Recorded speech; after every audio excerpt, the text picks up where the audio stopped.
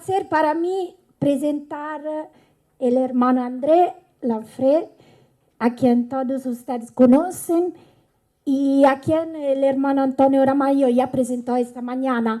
Y como él mismo nos ha enviado una breve biografía muy sencilla, es un hermano marista, fue profesor de francés, historia y geografía en Francia hasta el 2010.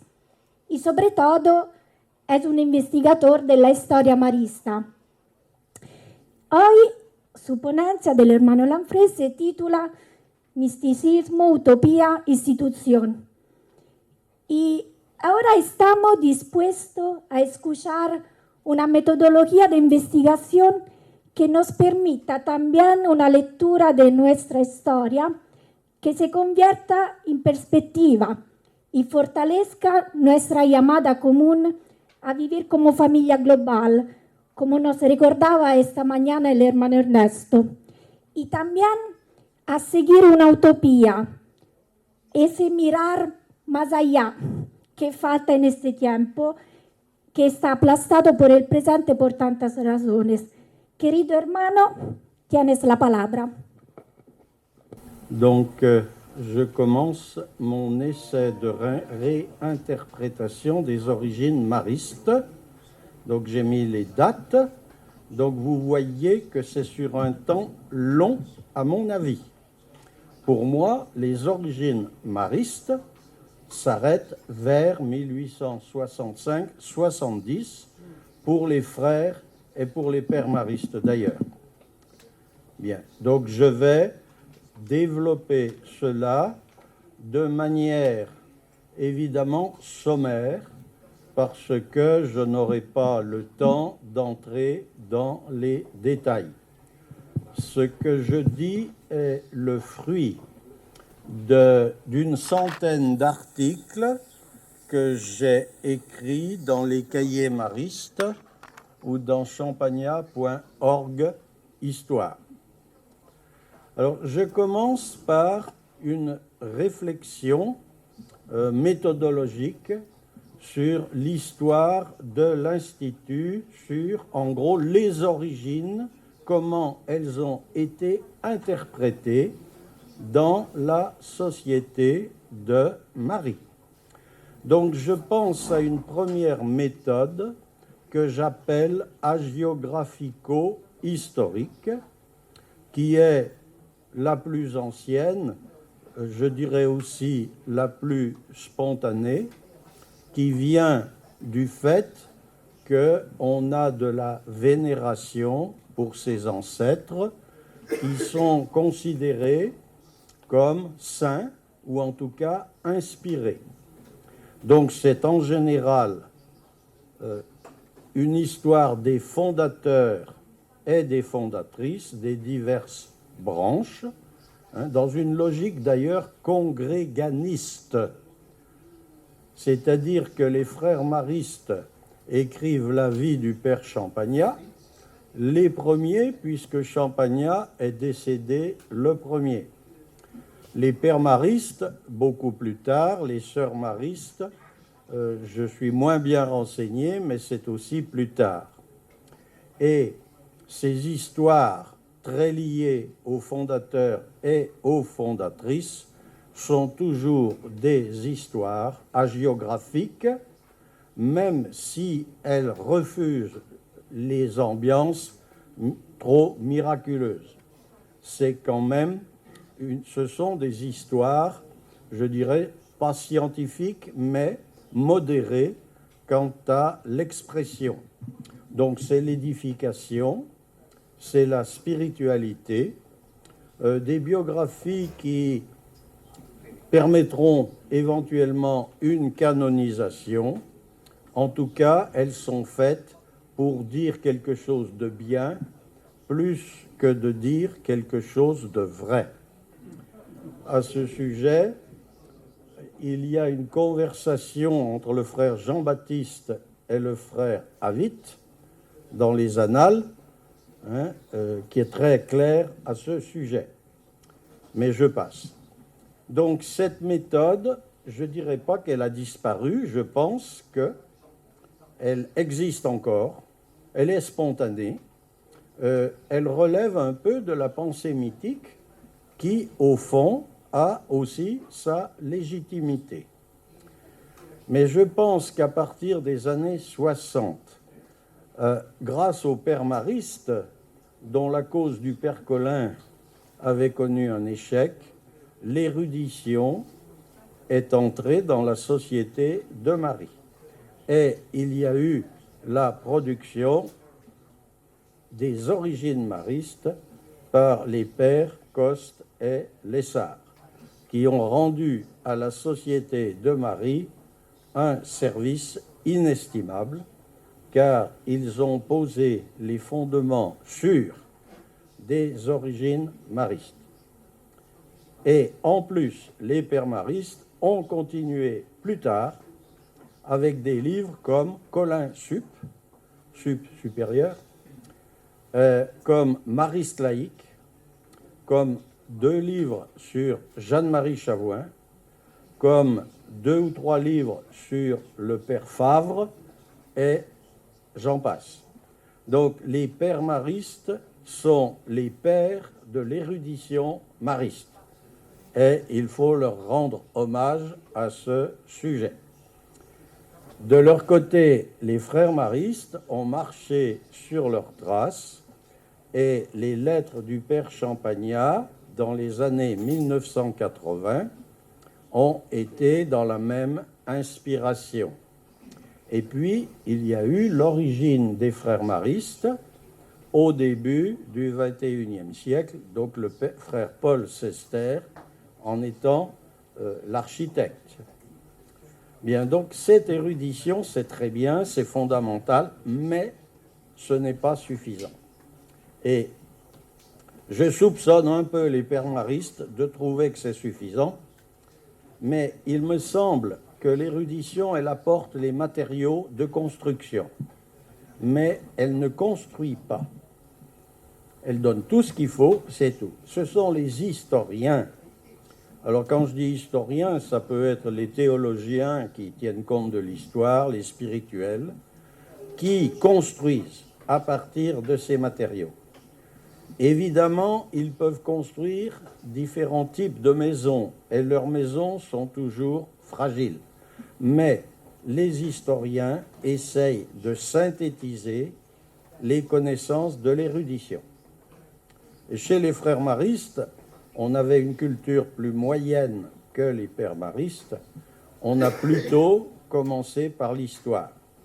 Et pour moi, l'an 0 de l'histoire des frères maristes, chez les frères maristes, c'est le moment où le frère Pierre Zinde, le frère Louis Laurent, à l'époque, a commencé à travailler sur nos origines vers 1955.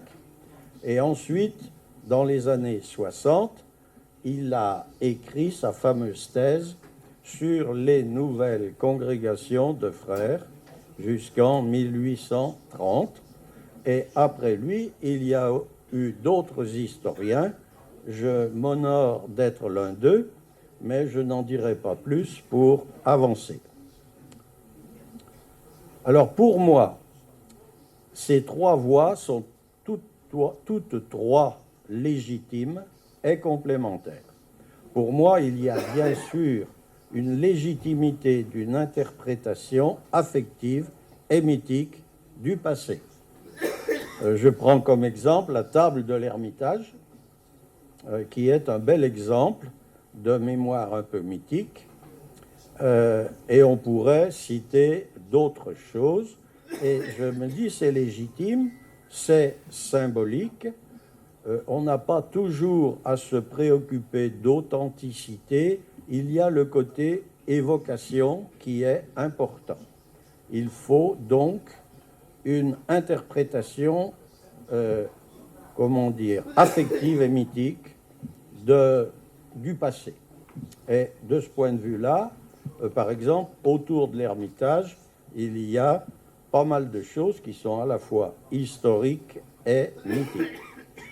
Mais c'est insuffisant parce que le risque, c'est un mélange de l'histoire et du mythe. Le bel exemple, c'est Montaigne. Le frère Michael Green et moi-même avons commis 2 articles dans les cahiers maristes pour dire que Montaigne n'était certainement pas le jeune homme administré par Champagnat. Passons. L'érudition, comme je viens de le dire, elle est indispensable. Et je viens de dire aussi qu'elle est insuffisante. Et l'histoire est indispensable, mais en sachant qu'elle est toujours provisoire. Parce que nous faisons toujours l'histoire d'un moment, d'un lieu, et littéralement aussi d'un auteur ou d'auteurs. Donc, soyons clairs, nous sommes dans un domaine qui est divers, mais où notre souci doit être un souci de ne pas mélanger les choses et de ne pas croire qu'une des voies est suffisante. À mon avis, il y a 3 voies fondamentales. Bon, donc voilà rapidement dit ce qui me paraît important au niveau méthodologique, et il me semble que l'Institut aujourd'hui, eh bien, il est apte à comprendre ces choses-là et pardon, il a beaucoup progressé dans ce domaine. Alors maintenant, je vais parcourir très rapidement, bien sûr, l'histoire des origines maristes en essayant de combiner l'histoire de, comment dire, des projets de société de Marie, notamment en disant que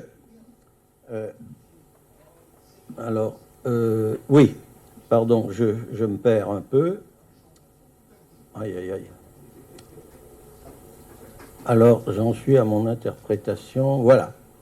Alors, j'ai une interprétation des origines maristes à partir surtout de 1816. Pour moi, les maristes, c'est d'abord une mystique unitaire avec la formule fondamentale cor unum et anima una. Parce que les maristes ne sont pas une société très originale. Dans les séminaires, il y a toujours des bandes de séminaristes organisées secrètement autour d'une dévotion. Elles ont plusieurs noms. Les plus intransigeantes s'appellent les AA, les associations des amis. Il y a des copies de ces associations qu'on appelle les petites sociétés. Je crois être un spécialiste de ces sociétés. Dans la revue d'histoire de l'Église de France, j'ai fait un article là-dessus dont je peux vous montrer la photocopie et même vous la donner.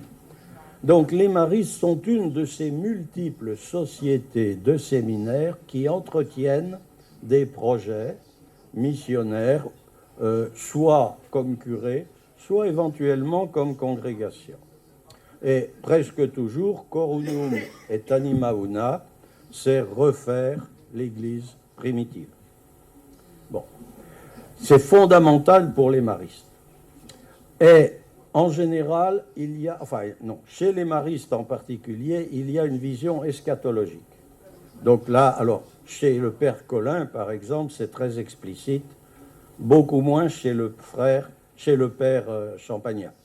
Il y a une eschatologie, donc la société de Marie est la société de la fin des temps. Je passe. Elle est mariale parce que Marie, c'est la reine de la fin des temps. C'est elle qui va écraser définitivement la tête du serpent. Et je pense qu'à l'origine des maristes, il y a une influence probable qui est difficile, presque impossible à prouver, mais pas tout à fait. C'est Marie d'Agreda, la cité mystique. Nous savons que le père Colin avait une grande dévotion à ce livre, et le père Champagnat l'avait dans sa bibliothèque. Bon. Et puis, cette mystique unitaire et missionnaire, bien sûr, alors un esprit missionnaire universel.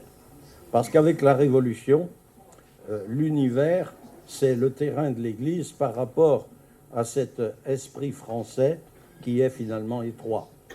Bon. Donc, la Société de Marie se constitue dans cette mystique unitaire et il n'est pas le seul. Alors, dès 1816 quand même, même en dépit de cette unité, il y a des interprétations très diverses. Et pour moi, c'est une fondation complexe. Donc je dis, il y a l'influence des arts, de Marie d'Agreda peut-être. Mais j'ai trouvé une autre société qui s'appelle les Amis du Cordon. J'ai écrit un article là-dessus dans les cahiers maristes. Et dans la liste de ces amis, il y a l'abbé Lefranc. Or, l'abbé Lefranc est l'initiateur spirituel de Jeanne-Marie Chavoin. Lefranc n'était pas mariste, mais il était proche. C'est-à-dire que toutes ces sociétés se copient les unes les autres et souvent ont une interférence entre elles. Il est possible que Champagnat ait fait partie d'une association du Saint-Esclavage. Il y a une lettre du cardinal Donnet qui donne à penser dans ce domaine, et cette confrérie, cette société, on sait qu'elle était, que le Jean-Marie Vianney, le curé d'Ars, en était membre. Bon, donc Champagnat, nous savons que quand il a le projet de créer des frères, c'est avant la Société de Marie. Et Champagnat s'associe à la Société de Marie, mais ce n'est pas la Société de Marie qui lui donne cette idée, c'est bien connu. Colin, quand on s'est mis à contester son statut de fondateur dans les années 1860-70, a toujours dit « Monsieur Courveille n'est pas le fondateur de la Société de Marie, moi j'avais prévu des choses avant. » Et il n'a jamais précisé. Mais j'aurais tendance à prendre au sérieux cela. Donc, quand les maristes font leur formulaire en 1816, ils le font dans une assez grande ambiguïté. Certes, ils sont unis, mais avec plusieurs d'entre eux qui ont leur propre idée de la Société de Marie. Et donc, en quelque sorte, cette union, elle est provisoire. Et puis, nous savons bien que les maristes nourrissent donc une grande mystique, unitaire, eschatologique, tout ça, mais le temps se charge toujours de nous ramener au réel quand il faut instituer le projet. Alors c'est pourquoi je dis il y a des illusions politico-religieuses qui ne vont pas durer longtemps. C'est de l'utopie. Par exemple, ils sont très ultramontains et ils ont une vision mystique de la royauté, puisqu'ils veulent constituer leur société, non pas immédiatement, mais sous le pape Angélique, c'est un vieux mythe, et le roi très chrétien. Le roi très chrétien qui s'appelle Louis XVIII est tout sauf très chrétien. Et les maristes ont donc une conception mystico-religieuse de leur projet, qui est, cette conception va fondre au feu de la réalité. Et puis, le fondateur, M. Courveille, alors je l'appelle fondateur parce qu'historiquement, il est le premier, ce fondateur, il a réussi à rassembler par son enthousiasme. Il a été véritablement un fondateur très charismatique. Mais comme beaucoup de fondateurs très charismatiques, il bute à un moment sur des problèmes qui peuvent être moraux, qui peuvent être d'incapacité et tout ça. Et c'est ce qui est arrivé à M. Courveille, qui a été dépassé. Et comme dit le père Colin, il a été le révélateur de la société, mais pas son fondateur. Et on peut en dire autant des frères, donc parce que avec les frères, il a eu un certain moment avec Champagnat, mais ça n'a pas duré. Et puis, il y a cette idée de fondation des maristes au puits, qui est une idée très utopique et qui ne résistera pas au temps. Et enfin, alors ça c'est un peu différent, donc ces origines, elles vont avoir besoin de temps pour se décanter. On est mystique, on est utopique, mais pour faire une institution, il faut du temps. Donc les origines, pour moi, elles dépassent très largement le temps du fondateur, ou elles peuvent le dépasser. Ce n'est pas vrai, me semble-t-il, pour les pères maristes, c'est beaucoup plus vrai pour les frères maristes. Pour les sœurs maristes, il me semble que c'est plus compliqué et je ne peux pas tout traiter.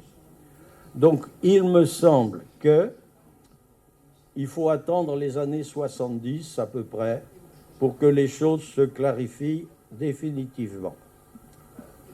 Voilà. Alors maintenant, j'entre un peu dans le détail. Donc, au départ, il y a deux projets. Ce qu'il faut voir, c'est que quand Champagnat fonde à Lavala, il ne faut pas croire qu'il veut fonder seulement des frères. Dès le départ, il a un but, c'est la Société de Marie, dans laquelle il veut inclure des frères. Mais étant vicaire à Lavala, il fait avec les possibilités du lieu et du temps.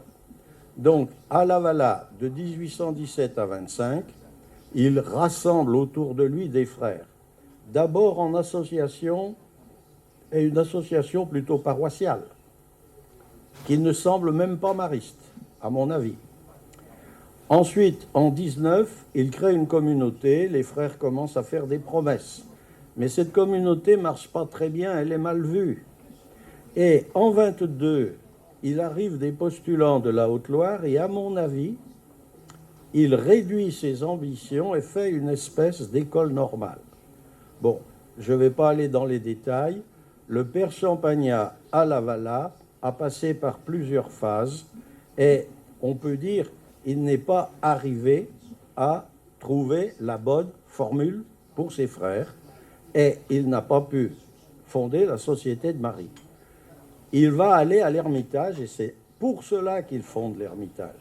Il fonde l'Ermitage, entre parenthèses, ce n'est pas l'Ermitage de Notre-Dame, c'est pas Notre-Dame de l'Ermitage, c'est l'Ermitage de Notre-Dame. Ce qui a un sens mystique complètement différent.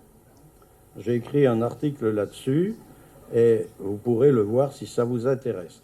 Donc, Champagnat fonde littéralement une cité mariale. Et il se fait aider par M. Courveille, alors dans des conditions un peu difficiles. Et à ce moment-là, on peut dire qu'il crée une première société de Marie lyonnaise. Parce qu'à Cerdon, dans l'Ain, autre diocèse, les pères maristes ont commencé eux aussi. Donc il y a Jean-Claude et Pierre Collin et Jeanne-Marie Chavoin, qui est d'abord leur gouvernante, entre parenthèses, qui a sur les Collin et particulièrement sur Jean-Claude une énorme influence. Eh bien, donc ils fondent ces deux sociétés. Collin rédige une règle, il prend contact avec Rome, ils font des missions dans le budget qui remplacent les missions vers le puits. Et ils réussissent très bien. Donc ils sont installés par l'évêque à Belay, ils réussissent tellement bien que Monseigneur de Vie veut les annexer. Tandis que chez les frères, ça va au moins bien. Donc, il y a une première société lyonnaise en 25-26 qui échoue. Ils sont 3 prêtres, il y en a 2 qui s'en vont. Les premiers disciples de Champagnat s'en vont. Et Champagnat se décide à ce moment-là à dire « Je ne suis pas l'homme qui va fonder la Société de Marie ». Et il tiendra parole. Il n'a pas douté de la Société de Marie. Il a douté de son rôle comme créateur de la Société de Marie. Mais d'autres jeunes pères relancent une Société de Marie lyonnaise, donc ils viennent du séminaire, qui reste un lieu mariste, par bien des côtés. Et M. Séon, par exemple, Pompallier, tout ça, sont formés à l'Ermitage, mais, comme encadrement des frères, et non pas comme des missionnaires à proprement parler, ce qui ne les satisfait pas. Et donc, il va y avoir cette espèce de malaise. Finalement, l'Ermitage, c'est la maison des frères, et les prêtres sont en quelque sorte à leur service. Et cette Société de Marie lyonnaise échoue en 1830. mais c'est un projet de société de mari, et pas seulement de frères. Et là, il y a des paroles de Champagnat là-dessus très claires. Alors, la Révolution de juillet 1830, les Français ont la manie de la Révolution. Ça continue encore aujourd'hui. Et cette Révolution, elle n'a pas fait tellement de morts. Elle a guillotiné personne, ou presque. Bon, elle est d'une importance capitale. Parce que c'est la fin du projet d'un régime politico-religieux qui fasse la synthèse entre la Révolution et l'Ancien Régime. Il n'y aura pas de synthèse. La Révolution de juillet, c'est le triomphe des libéraux, une royauté par le duc d'Orléans qui est très proche finalement des libéraux. Bon. Et l'Église est la grande perdante. L'épiscopat a perdu son influence. Il est devenu suspect. Mais les maristes en profitent au plus haut point. La Révolution de juillet 1830 est fondatrice de l'unité de la société de Marie. Donc, à tel point qu'en octobre 1830, secrètement, on ne sait pas la date exacte, les maristes se réunissent et ils élisent un centre d'unité qui est M. Jean-Claude Colin. Et c'est Champagnat qui a donné l'idée de faire cela secrètement. Mais Champagnat n'a pas dirigé directement. Bon. Et c'est le début d'une nouvelle société de Marie unifiée. Et les évêques seront obligés d'accepter le fait accompli. Ils sont affaiblis et puis ils savent que les maristes ne leur feront pas de difficultés. Et alors, les maristes émettent à ce moment-là une consécration mariale, en 1931, l'année d'après, qui pour moi est le remplaçant du fameux formulaire de 1816. Alors, dans tout ce que j'ai lu, j'ai jamais vu qu'il y ait eu beaucoup d'importance accordée à cette consécration. Personnellement, pour moi, c'est fondamental. Et c'est d'autant plus intéressant que c'est entre prêtres et que les frères n'y sont absolument pas mêlés. Ça se passe à Belay. Donc en 1931, la Société de Marie se refonde sur une consécration, à mon avis. Et c'est le moment où les pères maristes quittent l'Ermitage et vont s'installer à Val-Benoît. C'est-à-dire les pères maristes lyonnais ne reconnaissent plus Champagnat comme leur supérieur. Champagnat est abandonné, sauf que coronum et anima una. Donc, on va garder l'unité. Donc, il y a quelques pères maristes qui restent à l'Ermitage, mais pour aider.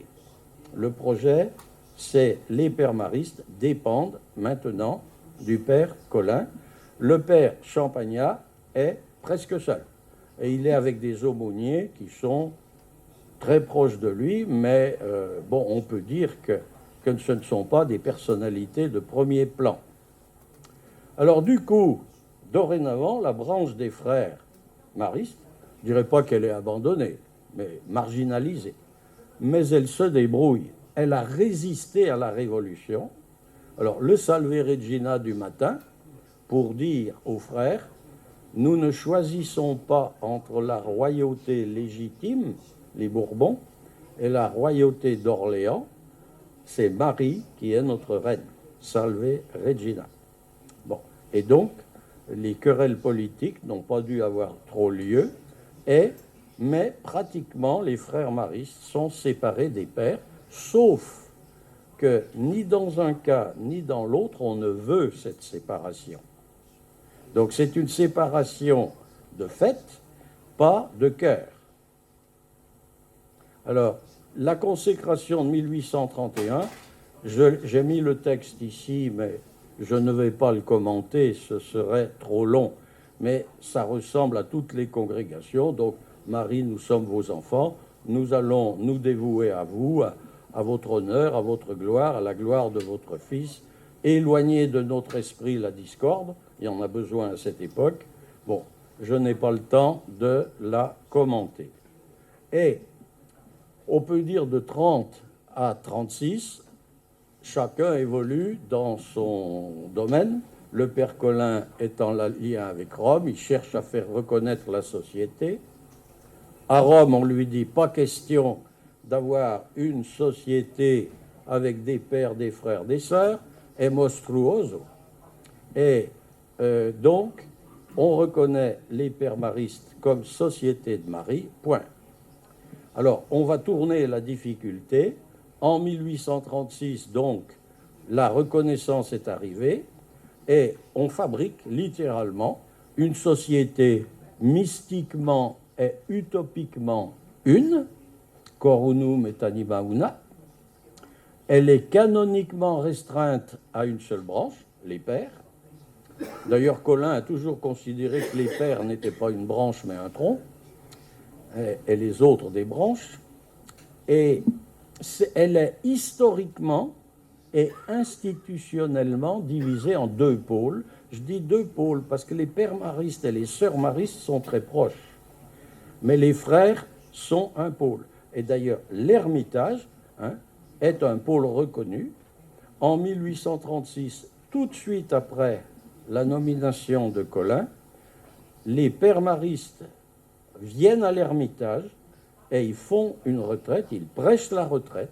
Les frères font pour la première fois des vœux publics, ce qui veut dire, dorénavant, les frères font partie de la société de Marie, canoniquement au niveau au moins des diocèses. Et ça arrange bien le diocèse qui n'aurait pas su quoi faire avec les frères. Et ainsi, les frères sont considérés comme une annexe des pères maristes, même si à Rome, ça n'est pas prévu. Bon.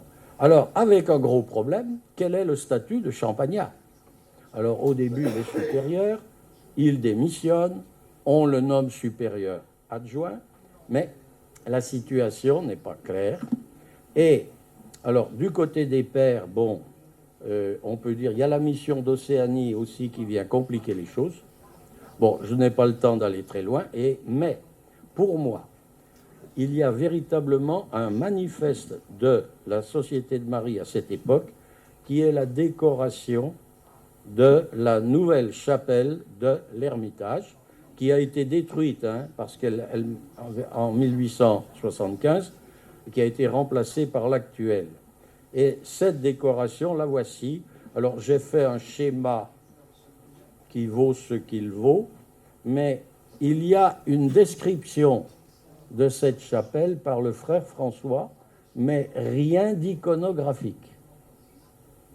Alors, nous savons qu'au plafond du chœur, il y avait une représentation de la Trinité, un crucifix, un tableau de l'Assomption, très important, et puis l'autel, celui que nous voyons aujourd'hui. De part et d'autre, des anges adorateurs, mais dans le chœur aussi, une image de la Vierge, l'actuelle, qui est dans le chœur, de Saint-Louis de Gonzague, qui, à mon avis, est conservé aussi, de Saint-Joseph et de Saint-François-Xavier. Alors, à mon avis, il faut comprendre cela comme ça. Évidemment, l'aspect trinitaire, l'Assomption étant Marie, reine du ciel et de la terre, et puis, alors, d'un côté, la Vierge et Saint-Louis de Gonzague, le côté mystique, le côté contemplatif, le côté affectif. De l'autre, Saint-Joseph, Saint-François-Xavier, le côté missionnaire, le côté politique, le côté... Bon. Et on a mis en médaillon sur les parois des noms des litanies de la Sainte Vierge, Janua Celli, Stella Matutina, donc les titres mariaux, qui sont en général des titres de contemplation d'un côté, et de l'autre, Marie un peu chef de guerre, Marie militante. Donc Marie qui, en gros, est la reine du ciel et de la terre, mais la reine des maristes. C'est-à-dire que là, nous avons, me semble-t-il, un manifeste de ce qu'est la spiritualité mariste vue certainement par Champagnat.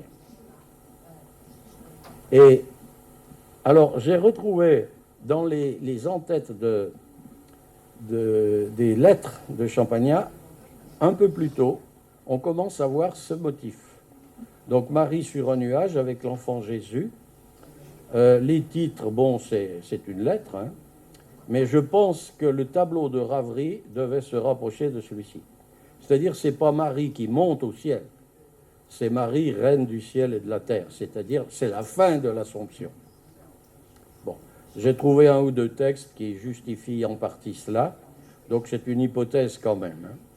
Bon, donc pour moi, 36, c'est la société de Marie qui refait son unité autour de la reconnaissance moderne, de la reconnaissance pontificale et de la mission. Même si peut-être que Champagnat était assez réticent avec la mission. Bon, et puis j'en viens à la suite, parce qu'elle est complètement en contraste. Cette unité, elle est quand même artificielle. Il ne faut pas oublier que les frères maristes, en 1936, sont une congrégation enseignante, et les congrégations enseignantes, elles sont demandées partout. Les frères maristes sont en progression très rapide. Le noviciat est plein. Et nous sommes établis dans une logique d'enseignant du primaire, et ça marche très fort. Donc, à partir de 1936, on peut dire que Colin devient le chef, et en même temps, c'est un chef qui ne croit pas du tout à la mission des frères. Alors là, il y a des lettres en plus. Hein. Colin, les frères instituteurs, un frère qui sert les pères maristes fait bien plus de bien qu'un frère qui enseigne des enfants. Des instituteurs, il y en a partout. Quelle importance! Donc le père Colin ne comprend rien à l'apostolat auprès des enfants, et il veut des frères coadjuteurs. Et d'ailleurs, à propos de la mission d'Océanie, les pères maristes qui partent veulent des tailleurs, des cordonniers, des gens qui travaillent le bois, des choses comme ça. Ils n'ont pas tellement envie de catéchistes. Mais les frères disent, nous sommes catéchistes. Il y a une incompréhension, même à propos de la mission d'Océanie, qui fera que les frères, à un moment, n'iront plus. Bon. Donc, voilà différents problèmes. Et le père Colin, il ne faut pas oublier aussi qu'il est attentif, et il voit bien que, par exemple, Champagnat est de plus en plus malade, qu'il s'affaiblit. Et apparemment, les pères maristes voient avant les frères que Champagnat risque fort de ne plus aller très loin. Donc, quand le père Colin fait élire le directeur général des frères en 1839, il me semble que c'est sa décision à lui, pas particulièrement celle de Champagnat. Et chez les frères d'ailleurs, ils pensent que, Champagnat pourra conseiller longtemps le frère François. Donc ils ne voient pas du tout que la nécessité d'une succession se fasse rapidement. Et alors c'est la maladie et la mort de Champagnat qui bousculent énormément les choses, hein, parce que, alors l'histoire de la maladie, elle est très bien décrite dans la vie de Champagnat. C'est assez remarquable. Et on peut dire qu'à partir de février-mars, Champagnat se rend compte qu'il va mourir, mais pas avant. D'ailleurs, les frères ne constituent une société héritière des biens qu'à ce moment-là. Et dans cette société, d'ailleurs, il n'y aura aucun père. Il n'y aura que des frères. Bon. Et c'est pour ça, d'ailleurs, qu'on a fait un inventaire, parce qu'on craignait que l'État n'accepte pas cette société et qu'il aurait fallu payer des droits après un inventaire. Bon. En tout cas, maladie et mort de Champagnat, donc Champagnat se rend compte qu'il va mourir, et les frères, pendant longtemps, ont l'illusion qu'il est malade, mais qu'il va se relever. Bon. Et c'est seulement au milieu du mois de mai qu'arrive un événement dramatique, quand Champagnat demande aux frères de se réunir pour qu'ils soient administrés. Et les frères de la maison ne l'ont pas vu pendant des semaines. Quand ils le voient, ils se rendent compte qu'il est presque mort. Et alors, cette cérémonie déclenche une crise de désespoir chez les frères. Et, comment dire ça, Et Champagnat ne s'y attend pas, personne ne s'y attend. Et les pères maristes s'y attendent. Par exemple, le père Colin, il est en attente parce qu'il ne veut pas hériter des frères sans avoir reçu le titre d'héritier. Donc le père Champagnat se garde bien d'aller voir le père Champagnat. Il attend qu'il y ait quelque chose. Il attend un testament, quoi. Il attend un geste que le père Champagnat apparemment ne donne pas. Bon. Donc le père Champagnat, après cette espèce de désespoir des frères, je crois que tout le monde se rend compte que pour les frères, le frère François et le frère Louis-Marie ne pèsent pas très lourd. Donc, Champagnat n'a pas de remplaçant frère. Et c'est pourquoi le père Champagnat, dans les jours qui suivent, fait écrire au frère Louis-Marie, pas au frère François, ce qui donne à penser, il lui fait écrire le testament spirituel. Il le fait écrire. Il ne peut plus l'écrire lui-même.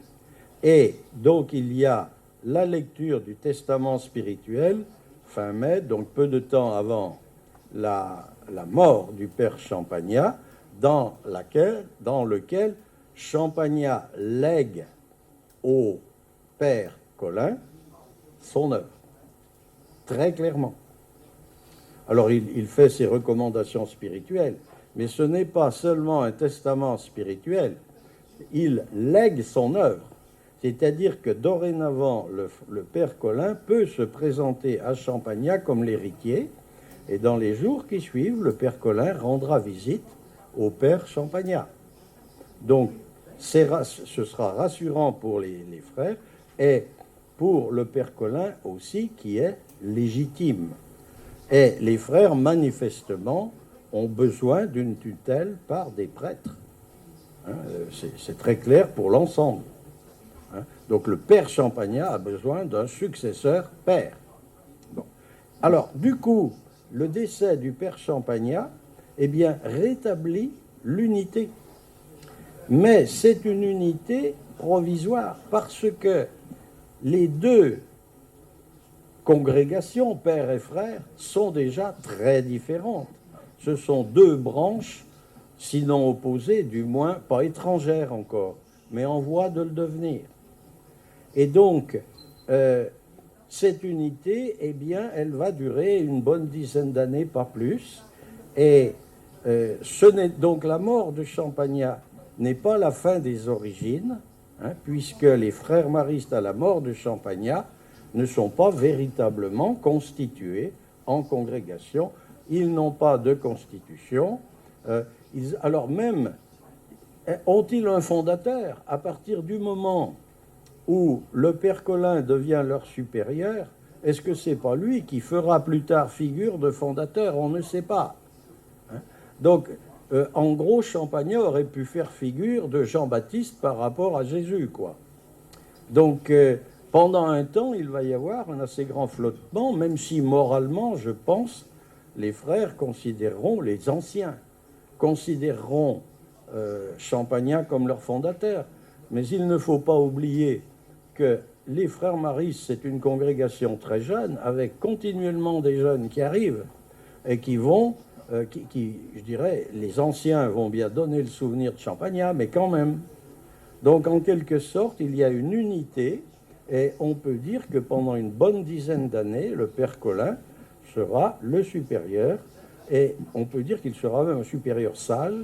Il a compris qu'il fallait laisser aux frères une grande autonomie, et de ce fait, les frères ont pris de l'assurance, et il a assuré une régence, pourrait-on dire, qui a été profitable à la branche des frères. E j'ai fini ma primeira partie. Uma pergunta a respeito da tua... Muito obrigado pela exposição. É interessante quando o senhor faz uma análise de duas sociedades que nascem simultaneamente, uma na Diocese de Lyon e outra na Diocese de Belém. E o senhor também, em algum momento da tua pesquisa, fala que, da tua investigação, que o irmão Luiz Maria e o irmão Jean-Baptiste, depois da morte do padre Champagnat, tinham um posicionamento mais voltado à tutela dos padres maristas. E, num determinado momento, eu acho que em 1842, eles vão ao capítulo dos padres maristas e pedem aos padres maristas que a congregação dos irmãos seja incorporada aos padres maristas. Mas não há, me parece, a assinatura do irmão Francisco. São os dois que vão até o capítulo dos padres maristas. E parece que a postura do irmão Francisco e dos irmãos mais antigos, né, dos irmãos anciãos, são um pouco mais reservada em relação a essa questão. Eu gostaria de ouvir um pouquinho o senhor sobre o porquê dessa divergência, divisão entre o irmão Luiz Maria e o irmão Jean Batista e a visão do irmão Francisco e dos outros irmãos. Aujourd'hui, j'ai parlé de jusqu'à la mort de Champagnat. Mais c'est vrai. D'ailleurs, quand j'ai dit le père Champagnat fait rédiger le testament spirituel par le frère Louis-Marie, c'est on peut émettre l'hypothèse qu'il estime que le frère Louis-Marie est davantage dans sa pensée que le frère François. Et cette histoire-là donc d'union avec les pères maristes que je vais évoquer demain, c'est un peu la même chose. Chez les frères maristes, les supérieurs n'ont pas tout à fait la même vision, semble-t-il. Mais c'est très très difficile à prouver parce qu'il y a des indices donc, qui permettent des hypothèses sérieuses, mais il est difficile d'aller au-delà. En tout cas, le père Champagnat fait rédiger par le frère Louis-Marie.